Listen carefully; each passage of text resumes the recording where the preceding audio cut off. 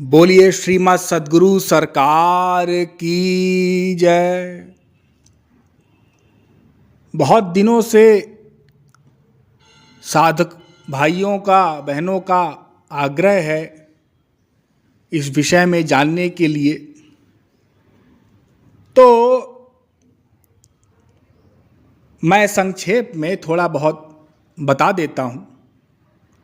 जो लोग जानते हैं, हमारे पास आते हैं, वे तो जानते ही हैं इस विषय में, और जो नहीं जानते हैं, जो सोशल मीडिया द्वारा हमारा सत्संग श्रवण करते हैं, वे भी जानना चाहते हैं, तो संक्षेप में बता देते हैं।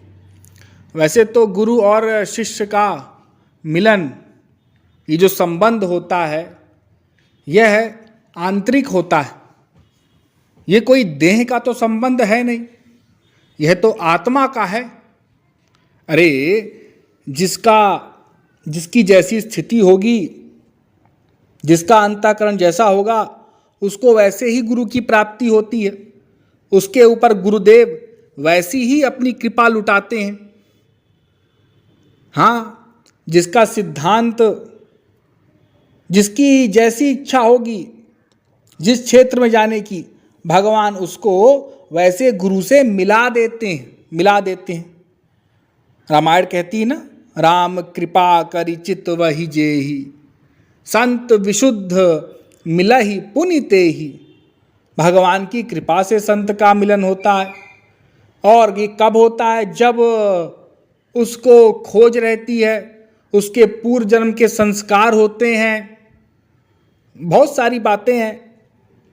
हाँ, कभी कभी पूर्व जन्म की साधना कोई कर रहा है, जैसे हम लोग इस जन्म में साधना कर रहे हैं, और हमारी साधना अधूरी रह गई, भगवत प्राप्ति ना हो पाई, तो क्या होगा? फिर हमको गुरु मिलेंगे, फिर साधना कराएंगे अगले जन्म में, वहीं से साधना कराएंगे जहाँ से हमारी वो कमी रह गई थी, वहीं से हमारी साधना आगे बढ़ेगी। फिर से जीरो नहीं होगा। अगर 50% कोई पहुंच गया है, कोई 60% पहुंच गया है, कोई 40% है, कोई 20% है, तो वहीं से भगवान और गुरु मिल करके उसको आगे बढ़ाएंगे। तो गुरु का मिलन, लेकिन अब भौतिक रूप से आप लोग जानना चाहते हैं, तो देखिए हमारे नगर में, सतना मध्य प्रदेश में गुरुदेव का आगमन हुआ था, यह सबको विदित ही है। 2006 में। वैसे तो यहाँ पास में शरभंग आश्रम है, और शरभंग के विषय में तो सबको पता ही है कि जब 16 वर्ष की आयु थी गुरुदेव की, तो यहाँ पर वे भावावस्था में थे और उन्होंने यहाँ पर विहार किया, ठाकुर जी की भक्ति की। 2 वर्ष तक शरभंग आश्रम में रहे, और लगभग 60 किलोमीटर लंबा जंगल है ये वन, और यहाँ से 20 किलोमीटर की दूरी पर शरभंग आश्रम है। वहाँ से ये वन शुरू होता है तो चित्रकूट तक जाता है। और जब महाराज जी की जीवनी आप लोग पढ़ते हैं, बताई जाती है, उसमें भी ये आता है कि गुरुदेव 2 वर्षों के पश्चात चित्रकूट में मिले, चित्रकूट में परमहंस अवस्था में दिखाई दिए, तो लोग उनको ले गए। वहीं से फिर गुरुदेव का सत्संग प्रारंभ हुआ। पहले तो अज्ञात अवस्था में ही थे शरभंग में, तो शरभंग में उनका पहले ही आगमन हो चुका है, चित्रकूट में आगमन हो चुका है। और यहाँ वैसे भी जब हमारा जन्म हुआ, उसके पश्चात 2006 में लगभग हम 12-13 वर्ष के थे, छोटे से थे, 6वीं पढ़ते थे, 6वीं कक्षा में, 7वीं कक्षा में। तब गुरुदेव का परम पूजनीय माँ पद्मा देवी, जिन्हें हम प्यारी प्यारी अम्मा कहते हैं, और तमाम अपने परिकरों के संग गुरुदेव यहाँ पर पधारे थे सतना में प्रवचन के लिए। तो 2 दिनों का प्रवचन हुआ था, सत्संग हुआ था। यहाँ पास में ही सत्संग का आयोजन किया गया था, प्रवचन का, और लगभग 3 दिनों का साधना प्रोग्राम था। तो 5 दिनों तक गुरुदेव यहाँ पर रहे। तो मुझे भी उनके दर्शनों का लाभ प्राप्त हुआ, और सत्संग भी हमने किया, साधना प्रोग्राम भी किया, और साधना प्रोग्राम में भी जाते थे, अम्मा जी के दर्शन होते थे। और बहुत थोड़े से लोग थे, 1 माह पहले ही नेपाल से, उड़ीसा प्रांत के बहुत से लोग, सत्संगी लोग यहाँ प्रचार प्रसार के लिए आ गए थे और 1 मास तक गांव-गांव में प्रचार हुआ। उसके पश्चात जब गुरुदेव आए तो साधना प्रोग्राम में थोड़े से ही लोग होते थे। हमारा तो घर निकट ही था जहाँ साधना प्रोग्राम हुआ, वो हमारे घर के बिल्कुल 1 किलोमीटर की दूरी पर भरुत होटल नाम का होटल है और वहाँ पर गुरुदेव का आगमन हुआ। आप लोग पता कर लीजिएगा, वो सीडी वगैरह सब मिल जाती है सतना के कार्यक्रम की। तो सतना में मेरा निवास स्थान है, घर है, यहीं पर मेरी शिक्षा हुई है, प्रारंभिक शिक्षा वगैरह। बाद में मैंने इंदौर में शिक्षा ग्रहण की है, बहुत लोगों को पता है। तो यहाँ पर उनका आगमन हुआ। उस समय हम भी नई नई जो मोटर बाइक होती है, बाइक, उसको चलाना सीखे थे। हमारे पिताजी ने सिखा दिया था, क्योंकि हम घर के बड़े हैं। तो 3 हैं हम लोग, 2 भाई 1 बहन। तो घर के हम बड़े हैं तो हमको सिखा दिया गया घर के कारभार देखने के लिए। तो हम नई नई बाइक सीखे। तो महाराज जी का उसी समय आगमन हुआ। हम कई बार प्रचार में भी गए, तो हमको बड़ा शौक लगता था, हम बार बार घर से और भरुत होटल जाएं और घर से वापस आएं। कोई भी हमको सत्संगी कोई सामान लाने के लिए कह दे, हम लाते रहें, जाते रहें। और हमको महाराज जी के निकट जाना बड़ा अच्छा लगता था। ये उनकी कृपा थी, हम तो उनकी कृपा मानते हैं, उससे अतिरिक्त कुछ नहीं। तो गुरुदेव वहाँ पर साधना करवाते थे और कई स्थानों में गुरुदेव गए भी। रामवन वगैरह स्थान में गुरुदेव गए, उन्होंने अपने चरण वहाँ रखे, प्रवचन भी हुआ, वहाँ भी हम सुनने गए। वेंकट 2 स्कूल का, विद्यालय का ग्राउंड था, वहाँ बड़े ही विशाल स्तर में प्रवचन हुआ। हजारों की संख्या में भीड़ पहुँची। दूसरे दिन तो 2 ही दिन का प्रवचन था और गुरुदेव का 2 घंटे का प्रवचन था, लेकिन गुरुदेव तो 1 ही घंटा देते थे, 1 घंटा भजन चलता था। तो उस 1 घंटे में बहुत भीड़ पड़ती थी। और दूसरे दिन तो इतनी अधिक भीड़ पड़ी कि वहाँ जो पीछे का जो पांडाल था उसको खोलना पड़ा और जो रोड थी वो पूरी जाम हो गई। 1 घंटे तक वहाँ से आवागमन बंद हो गया। तो इस प्रकार से हमको गुरुदेव के अम्मा जी के दर्शन हुए। जिन लोगों को संशय था, बहुत दिनों से जानने की इच्छा थी, हमने बता दिया। उसके पश्चात तुरंत ही गुरुदेव ने मनगढ़ बुलाया, तो हम भी मनगढ़ गए। मनगढ़ में जब हम लोग पहुँचे, 2007 बसंत पंचमी का समय था और बसंत पंचमी के ठीक 1 दिन पूर्व हम वहाँ पर पहुँचे। तो हमको एक कमरा दिया गया, उनकी प्रचारिका द्वारा कार्यक्रम करवाया गया था। हमको एक कमरा मिला हमारे परिवार को। तो हमारे परिवार वाले तो पहले ही चले गए सत्संग भवन में। हम छोटे से थे, हम स्नान वगैरह करने लग गए और वस्त्र वगैरह पहन करके जब हम गए, वहाँ रजिस्ट्रेशन करवाना पड़ता है, रजिस्ट्रेशन वगैरह करवाया, कार्ड वगैरह बनवाया। उसके पश्चात सत्संग भवन आप लोग जानते हैं, जो पुराना वाला हॉल है महाराज जी का, उसमें सत्संग होता था। 2012 में ये ओपन हुआ है, खुला है भक्ति भवन। उसके पहले तो सत्संग भवन में ही साधना प्रोग्राम वगैरह होता था।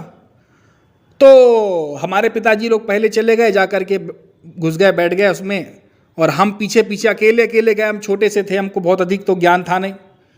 तो हम क्या देखते हैं, जैसे ही हम प्रवेश करते हैं वैसे ही गुरुदेव वहाँ बसंत पंचमी के 1 दिन पूर्व शाम का समय था, रात्रि का, तो पीछे गुलाब के फूल वगैरह, गेंदा के फूल वगैरह, ज़्यादातर गुलाब के फूल थे, वे तोड़ रहे थे सत्संगी लोग। तो कोई भी त्यौहार होता है तो आज भी तोड़े जाते हैं, और पहले तो सत्संग भवन के पीछे ही तोड़े जाते थे। तो वहाँ पर वो तोड़े जा रहे थे और गुरुदेव बीच में भ्रमण कर रहे थे, वो हॉल में कीर्तन करवा रहे थे और बीच में गुरुदेव टहल रहे थे और साधना प्रोग्राम चल रहा था। तो बीच वाला जो गेट है, हम जैसे उसमें प्रवेश किया हमने, तो गुरुदेव सामने खड़े थे। अब हम देख करके भौचक्के रह गए। हालांकि हमको दर्शन तो गुरुदेव का मिल ही चुका था, उनका सानिध्य मिल चुका था, लेकिन फिर भी अब इतने बड़े जगत गुरुतम दृष्टि के सामने हो और हम तो कुछ है ही नहीं उनके बराबर। वो कहाँ सागर, तो हम बूंद भी नहीं। हाँ, तो हम देख करके भौचक्के रह गए। हमने देखा गुरुदेव को, गुरुदेव ने हमको देखा और फिर गुरुदेव ने हमको बुलाया। सत्संगी तो साधना कर रहे थे, किसी का ज़्यादा इस तरफ ध्यान नहीं था, पीछे वाले सत्संगियों का ध्यान रहा होगा तो मुझे पता नहीं। मैंने गुरुदेव को देखा और मैं निडर होकर के उनके पास चला गया। उन्होंने बुलाया अपने हाथों से इशारा करके और मैं गया तो गुरुदेव ने बड़े ही जोरों से मुझे आलिंगन प्रदान किया, अपना स्पर्श प्रदान किया। पहली बार गुरुदेव का स्पर्श मुझे तभी प्राप्त हुआ श्री भक्ति धाम मनगढ़ में, जो अब कृपालु धाम मनगढ़ के नाम से जाना जाता है। तो मुझे गुरुदेव का स्पर्श मिला, मुझे बहुत ही अच्छा लगा। मेरे नेत्रों में अश्रु आए, पता नहीं क्यों रोमांच इत्यादि उत्पन्न हुए, मुझे समझ में नहीं आया। फिर गुरुदेव ने आलिंगन करने के पश्चात मेरे सिर को सहलाया, जहाँ तक मुझे स्मरण है, बहुत अधिक स्मरण नहीं है। और फिर गुरुदेव ने मुझे कहा कि जाओ वो पीछे फूल तोड़ो। तो मैं चला गया और मैं सत्संगी भाई बहन थे उनके साथ बैठ करके और मैं पुष्पों को तोड़ने लग गया, वैसे ही जैसे गुरुदेव ने कहा मैं सेवा करने लग गया। फिर मैं वहाँ भी 2-3 दिन 4 दिन जो भी रहा, तो गुरुदेव के पीछे पीछे गुरुदेव अपनी व्हील चेयर से आते थे, हॉल में अपने भक्ति महल में जाते थे। उस समय भक्ति महल बन चुका था और गुरुदेव के पीछे पीछे हम रहते थे। उनका दर्शन, उनका प्रवचन हमको समझ में आने लग गया था। पहले हमको बहुत कम प्रवचन समझ में आते थे। जब हमने वेंकट 2 में प्रवचन सुना तो हमें सब ऊपर से गया हम बिल्कुल सही बताते हैं, हमें ब्रह्म जीव माया कुछ समझ में ही नहीं आया। हमने समझने की बहुत चेष्टा की, बहुत खोपड़ी लगाई, लेकिन समझ में कुछ आता नहीं था। बस कीर्तन अच्छा लगता था, भजन तो हम भजन करते थे और ज़्यादातर अम्मा जी को देखते रहते थे, क्योंकि हमको अम्मा जी बहुत अच्छी लगती थी। हम अम्मा जी को बहुत दर्शन ध्यान से करते थे उनका। तो वहाँ पर हमारा फिर हमने जब प्रवचन सुना तो फिर हमको गुरुदेव का प्रवचन भी समझ में आने लग गया और जैसे गुरुदेव ही पढ़ा रहे हों कंठस्थ होने लग गया हमको। सारा प्रवचन वगैरह, श्लोक वगैरह गुरुदेव की कृपा से सब धीरे धीरे होने लग गया। तो इस प्रकार से प्रथम दर्शन और प्रथम जो गुरुदेव की हमको कृपा प्राप्त हुई, हमने आपको बताया। उसके पश्चात तो हमारा मनगढ़, वृंदावन, बरसाना, गुरुदेव के आश्रमों में आना जाना लगा ही रहा। सैकड़ों बार हम गए गुरुदेव के रहते हुए 2013 तक, साधना प्रोग्राम में, साधना शिविर में, अन्यान जन्माष्टमी, राधाष्टमी, जगद्गुरुत्तम दिवस, कई कार्यक्रमों में और साधना प्रोग्रामों में महीने महीने भर भी हम वहाँ रहा करते थे और सत्संग का लाभ लिया करते थे। कॉलेज में जब हम पढ़ने चले गए उसके पश्चात भी हमारा आना जाना और पूरे कॉलेज के दौरान आश्रम में आना जाना लगा ही रहा। साथ में जो भी क्षेत्र में हमको सेवा प्रदान की जाती थी गुरुदेव के प्रचारकों द्वारा, कई प्रचारकों से हम जुड़े थे, उनके सत्संग में कभी कभार जाते आते थे। तो जो भी सेवा मिलती थी तो गुरुदेव की कृपा से ही उसको हम पूरा किया करते थे। तो गुरुदेव का कई बार दर्शन, स्पर्श और आलिंगन, ये तो एक ही बार हमने बताया, कई बार हमको दर्शन प्राप्त हुआ। गुरुदेव ने कई बार, एक बार हमसे उन्होंने व्यक्तिगत रूप से बातचीत भी की, कई बार गुरुदेव का वार्तालाप का भी सौभाग्य हमको प्राप्त हुआ है। और इस बात को कई लोग जानते भी हैं, वहाँ जो लोग, कई लोग वहाँ रहते भी हैं, जानते हैं। तो और अधिक इस पर चर्चा हम क्या करें। तो इस प्रकार से सत्संग आगे बढ़ता गया और हम आगे बढ़ते गए। फिर गुरुदेव की आज्ञा से समझ लीजिए कि हम प्रचार मार्ग में हैं। उनके नाम का प्रचार वे स्वयं कर रहे हैं, वे स्वयं प्रचार कर रहे हैं, हम क्या करेंगे। बस हम ऐसे ही खिलवाड़ समझ लीजिए। गुरुदेव की आज्ञा से थोड़ा बहुत जो भी टूटे फूटे शब्दों में बोल सकते हैं बोल देते हैं, लोगों को लाभ मिलता है तो बोलते जाते हैं।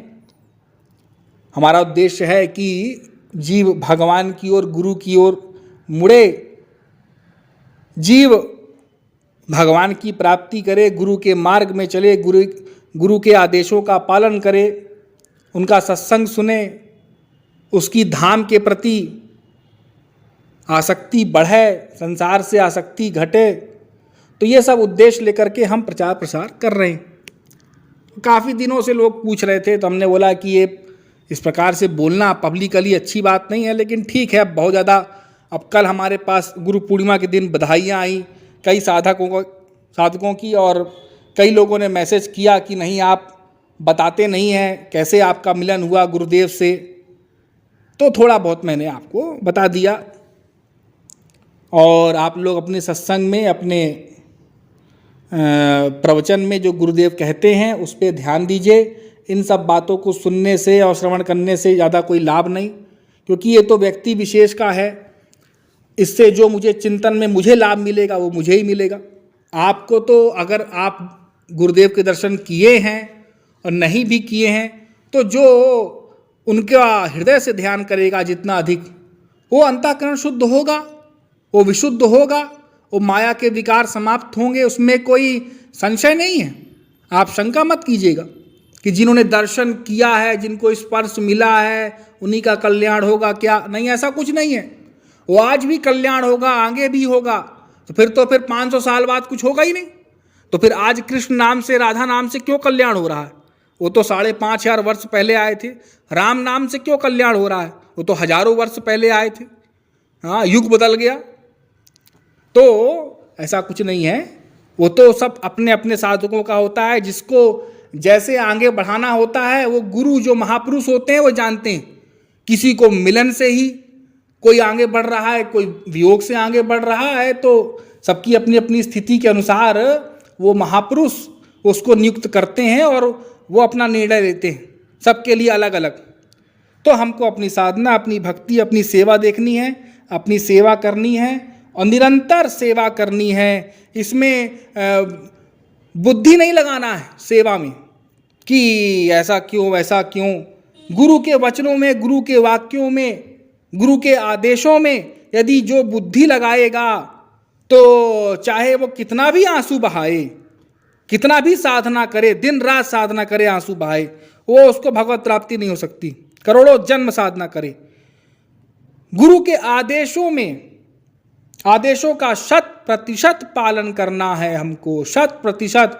उन्होंने जो कहा है बस वो वेद की बात कह दी, वो भगवान के मुख से वो वाणी निकली है, ऐसा समझना है हमको। ये भगवान ही कह रहे हैं, ये मनुष्य रूपधारी गुरु नहीं है, ये साक्षात भगवान है। वैसे मैंने सत्संग बताया है, वेदों में तो है ही है कि गुरु साक्षात परब्रह्म, तो वो साक्षात परब्रह्म है, ये मानकर हमको उनके वचनों को सुनना है और उसका पालन करने के लिए वैसे ही तत्पर रहना है। एक भी त्रुटि ना होने पाए। हाँ, यदि कोई त्रुटि होती है तो अगली बार सुधार कर लेंगे। इस बार हमसे ये गड़बड़ हो गई सेवा करते हुए, अरे इस बार फिर ये दूसरी गड़बड़ हो गई, अगली बार ये गड़बड़ नहीं होने पाएगी। ऐसा सोचने वाला साधक और ऐसे कार्य करने वाला साधक निश्चित ही एक दिन अपने गुरु को प्रसन्न कर लेगा, ठाकुर जी की प्राप्ति कर लेगा, निश्चित माने आप। और जो अपनी गड़बड़ी नहीं निकालना चाहता, नहीं निकालता और सोचता कि नहीं मैं जो कर रहा हूँ ठीक कर रहा हूँ, गुरुजनों से नहीं पूछना चाहता, तो फिर वो तो करता रहे, वो कोलू के बैल वाली हाल है। हाँ, कि पेरते रहो, उससे क्या हो जाएगा? उससे तुम कोई बहुत बड़े अधिकारी नहीं मान लिए जाओगे। तो कुछ बनना है, कुछ प्राप्त करना है, तो उसके लिए हमको सही सही गाइडेंस में चलना होगा। इसके लिए निरंतर हरि गुरु का स्मरण, निरंतर प्रवचन का श्रवण, शास्त्रों का श्रवण और अभ्यास जो मेन चीज है, जिस पर मैं बार बार आपको ध्यान दिलाता हूं कि अभ्यास जरूर करो। अभ्यास नहीं करोगे तो फिर क्या मतलब है श्रवण करने का और इतना अधिक रट लेने का? कुछ लोग रट लिए हैं सिद्धांत। रट लेने से क्या हो जाएगा? अरे कई लोग होते हैं जिनको गीता रामायण भागवत रटी होती है, एक एक श्लोक हैं, तमाम पुराण रटे होते हैं, उससे क्या हो जाना है? क्या संस्कृत जान लेने से, रट लेने से, बोलने से भगवान प्रसन्न हो जाएंगे? नहीं। अरे ना ये आत्मा प्रवचनेन लभ्यो न मेधया बहुना श्रुतेन यमे वै वृणुते तेन लभ्यस्तस्यैष आत्मा विवृणुते तनुम त्वम स्वाम। वे नहीं प्रसन्न होते प्रवचन इत्यादि करने से, वे नहीं प्रसन्न होते बड़े बड़े पांडित्य से, वे तो प्रसन्न होते हैं केवल और केवल शरणागति से। वो जो भोला होकर के आंसू बहाएगा वो भगवान को अच्छा लगता है। हाँ, ये मेरे समीप आना चाहता है, ये मुझे निश्चल हृदय से पुकार रहा है, तब भगवान की दृष्टि जाती है।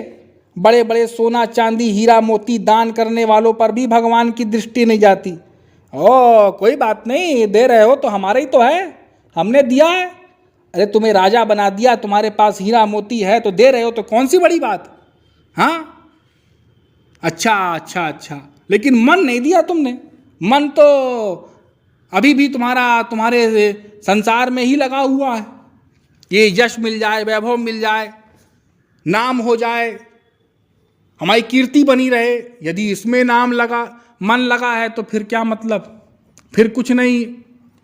तो ठीक ठीक उद्देश्य होना चाहिए, निष्काम होना चाहिए। गुरुदेव देखिए बड़े कृपालु हैं। एक बात और बता देता हूं कि मैं जब पढ़ाई कर रहा था तो 2013 में सबको मालूम है गुरुदेव ने लीला संवरण किया, वो लीला की, गोलोक धाम गए गुरुदेव। तो उस वर्ष तो हमारा कॉलेज का प्रथम वर्ष था और आप लोगों को ज्ञात ही होगा मेडिकल कॉलेज से हमने पढ़ाई किया है। तो मेडिकल कॉलेज में प्रथम वर्ष बहुत स्ट्रिक्ट रहता है, किसी को छुट्टी नहीं दी जाती है। और जैसे ही हमने कॉलेज में प्रवेश लिया, वो शायद 2 अक्टूबर का दिन था, तो 2013 में ही 2 अक्टूबर के आसपास की ही बात है, 2 अक्टूबर के आसपास का दिन था। और गुरुदेव की साधना शायद 12 या 13 अक्टूबर से प्रारंभ थी, मतलब 10 दिन बाद। अब मैं वहाँ पहुँचा हूँ नए शहर इंदौर में।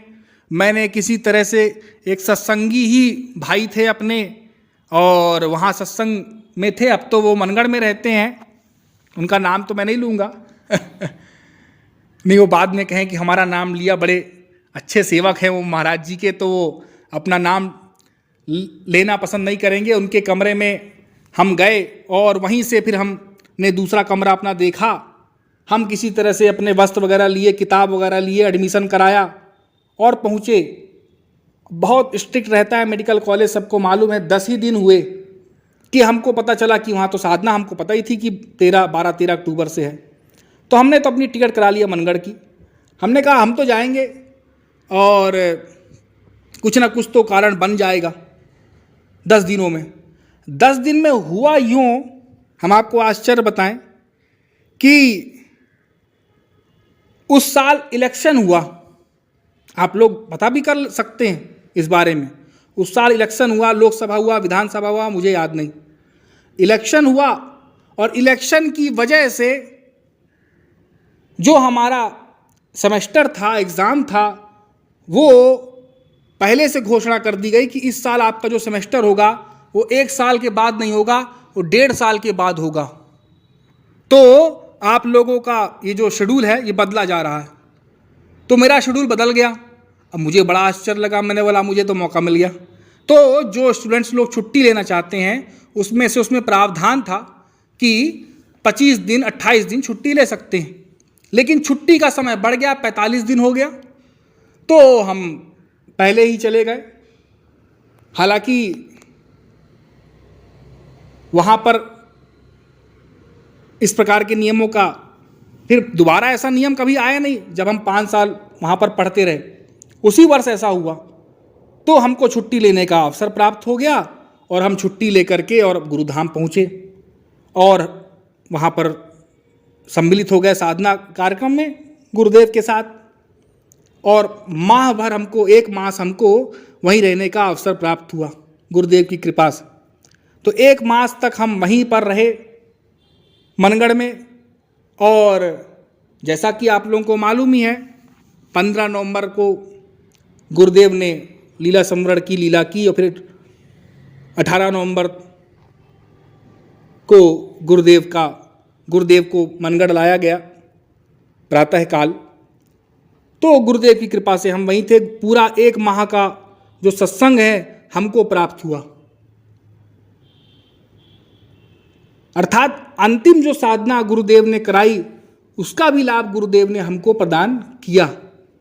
और उसके पश्चात फिर हमको 1 माह का समय कभी नहीं मिला जब तक हम पढ़ाई करते रहे। फिर पढ़ाई के बाद तो फिर हमने, जब हमारा डिग्री पूरा हो गया तो उसको हमने फिर छोड़ ही दिया। फिर तो हम प्रचार कार्य में लग गए। आप लोगों को सब विदित ही है, प्रचार कार्य कर रहे हैं पिछले 5 वर्षों से, 5 साढ़े 5 वर्ष हो गए। तो ऐसा गुरुदेव कृपा कर देते। तो इसलिए मैं कहता हूँ कि हमको गुरु पर विश्वास रखना है और संसार की आसक्ति नहीं करना है। संसार में जितना कम से कम होगा उतना ही अच्छा होगा, जितना नुकसान होगा उतना ही अच्छा होगा। हम नुकसान से डरते हैं, इसलिए कुछ प्राप्त नहीं कर पाते। अरे 2 दिन और रुक जाएंगे तो ये नुकसान हो जाएगा, 2 दिन और रुक जाएंगे तो वो नुकसान हो जाएगा।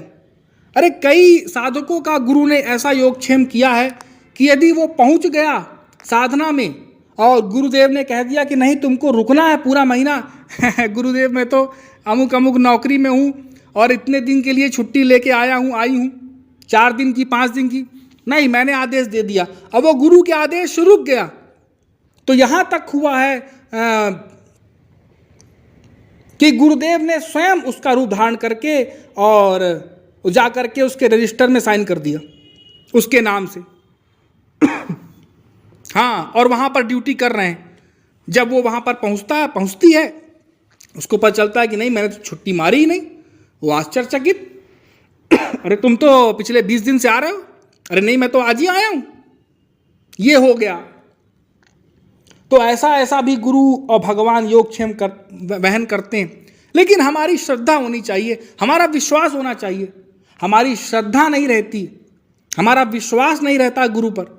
अरे हमारा संसार गड़बड़ हो जाएगा, फिर हमको कैसे मिलेगा। यहाँ तो मनगढ़ है, तमाम है, सामान है, यहाँ तो तमाम धन का है सब कुछ, लेकिन हमारा गड़बड़ हो जाएगा संसार, फिर हमको कैसी रोटी मिलेगी हमारी नौकरी चली गई, हमारा दुकान है, बिजनेस है, और यदि उसमें कस्टमर आना बंद कर दिए, ठप पड़ गया, तो फिर कैसे हम जीवन यापन करेंगे। अरे बड़े बड़े संतों का, महापुरुषों का आप लोग चरित्र पढ़ते हैं, सुनते ही रहते हैं।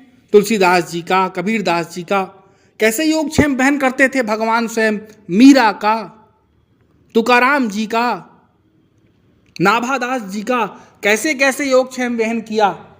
माँ बाप मर गए, हाँ, अंधे संत मिल गए, नेत्र दे दिया, आश्रम ले गए, सेवा किया, इतने बड़े संत हुए। तो विश्वास हमको भगवान पर और गुरु पर अपना बढ़ाना है। मैं ऐसा नहीं कह रहा हूं कि है नहीं, है तो उसको और आगे बढ़ाओ, आगे बढ़ाओ। हमको आगे जाना है ना, आगे की ओर निगाह होनी चाहिए और आगे पहुंचे, तो उसको बढ़ाते जाओ और परीक्षा के लिए तैयार रहो सदैव। जैसे जैसे आपकी स्थिति बढ़ती जाएगी वैसी वैसी आपकी गुरु और भगवान परीक्षा लेते जाएंगे। आपको उस परीक्षा में सफल होना है, हाँ, पास होना है, फेल नहीं होना उस पास होने के लिए आपको क्या अभ्यास करना होगा। अभी छोटी छोटी परीक्षाओं से डर जाते हो। अरे वो तो महाराज जी ऐसा है कि हमको किसी ने फ़ोन किया, कई फ़ोन आते, हमारे पिताजी मना करते हैं, हमारे घर वाले मना करते हैं, हमारे पड़ोसी बोलते हैं, बस इतने में ही, इतनी छोटी सी बात है, वो मना करने दो। अरे हमको कहते हैं घर से निकाल देंगे, ऐसा है, पैसा नहीं देंगे, निकाल दें। अरे क्या घर नहीं है रहने के लिए? क्या तुम कमा नहीं सकते हो? हाँ, अरे गुरु के धाम में तो जगह मिल जाती है। लेकिन ऐसा है कि अभी तो हमारा निश्चय बना नहीं है कि हमको गुरु धाम में रहना ही है, हम तो बस 4 दिन 5 दिन के लिए आना चाहते हैं। तो इसी निश्चय को तो आगे बढ़ाना है ना। जो भगवत प्राप्ति वाली बात हो रही है, गोलोक धाम में सदैव सेवा करनी है, जब यहीं पृथ्वी लोक में सेवा नहीं कर पा रहे हो, अभी 4-5 दिन में मन ऊब जाता है, 10 दिन में 20 दिन में फिर संसार मीठा लग जाता है, फिर गुरु की याद आती है जब चप्पल पड़ते हैं, फिर संसार मीठा वहाँ से याद आती है, नहीं नहीं घर की रोटी अच्छी थी, घर में कूलर लगा था, यहाँ तो क्या बताएं थोड़ा गर्मी है, यहाँ तो बाथरूम में भी लाइन लगाना पड़ जाता है इस प्रकार की बातें करते हैं। यहाँ सेवा करनी पड़ती, मन नहीं लगता। वो मन इससे नहीं लगता क्योंकि वो हमारी आदत है, आदत है। जैसे वो नाली कीड़ा होता है ना, माफ़ कीजिएगा अब मुझे कुछ खरा खरा भी बोलना पड़ता है, नाली कीड़ा होता है ना, उसको फूल पर बैठा दो तो बहुत देर तक बैठा नहीं रहता और फिर नाली में जाता है, उसको वहीं की सुगंध अच्छी लगती है। उसी प्रकार से हमारा ये मन है अनादिकाल का गंदा, इसको वही संसारी बातें प्रिय लगती हैं, बस संसार ही इसको अच्छा लगता है और भगवान और गुरु में ये कमी ढूंढ लेता है, ये कमी है वो कमी है, ऐसा है वैसा है। अरे इतनी अच्छी व्यवस्था बनी है, हमको क्या करना है? सेवा करना है, वो भी हमारे लाभ के लिए। सोचो, साधना कर रहे हैं वो भी हमारे ही लाभ के लिए, और हमको बैठे बैठाए सब कुछ मिल रहा है। सुबह से चाय नाश्ता दूध खाना, फिर डिनर, विश्राम करने के लिए स्थान, सेवा भी मिली है, इतने अच्छे अच्छे सत्संगी भाई बहन मिल जाते हैं, साधक भाई बहन। हाँ, संसार में ऐसा कोई मिलेगा? सब राधे राधे बोल रहे हैं, सब एक दूसरे से प्रेम रख रहे हैं, सब गुरु सेवक हैं, गुरु भाई भाई हैं, आदर कर रहे हैं। संसार में क्या है, घर में ही आदर नहीं होता माँ बाप भी अपमान कर रहे हैं, भाई भी कर रहा है, बेटा बेटी अपमान कर रहे हैं, पति पत्नी आपस में लड़ रहे हैं भिड़ रहे हैं। लो, धन की हमेशा समस्या बनी रहती है, महंगाई रोज बढ़ रही है, आज इससे परेशान उससे परेशान,